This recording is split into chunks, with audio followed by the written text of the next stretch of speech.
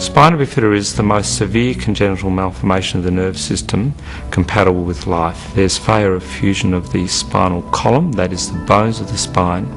There may also be failure of normal development of the spinal cord underlying that.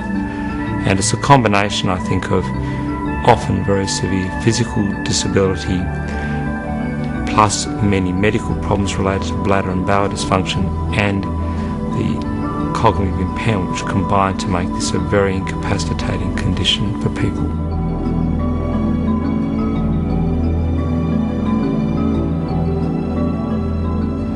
I became patron of the foundation in 2001, specifically to honour the memory of my father-in-law, Malcolm Menelaus, who was a leading paediatric orthopaedic surgeon here in Melbourne.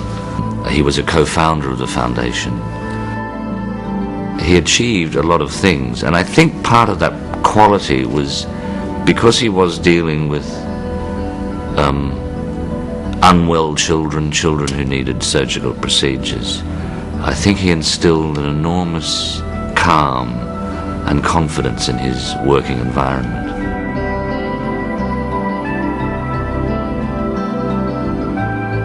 Primary school was pretty horrible, being teased and picked on due to being in the wheelchair. But then going into high school, it was fantastic. I got told it would be the other way around.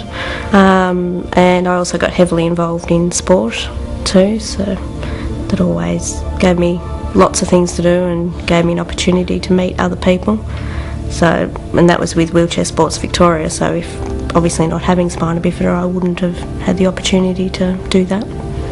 I've had a wonderfully positive experience being involved now as a board member, but in a number of different programs like our buddy program, our independent living program, gym and fitness program, a computer program. It's been fantastic.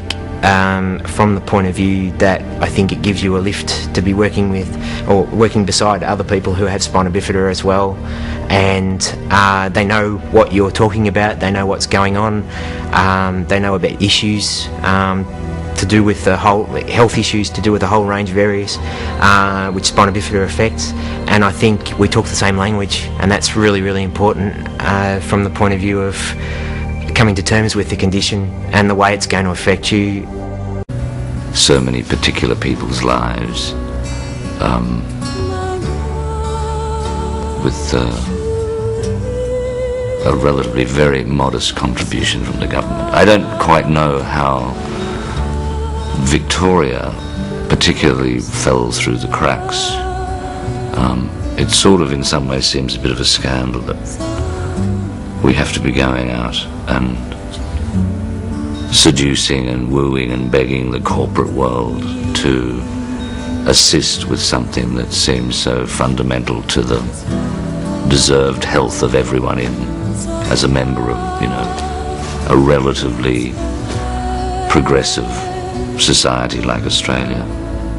It's very frustrating. I wouldn't say I get angry about it, but it is frustrating, especially because I've got some very close friends that are in the situation where they are very isolated, and I just know if the foundation had more money, they could provide services like a bus to pick up these people, to take them to the programs and to give them more opportunities.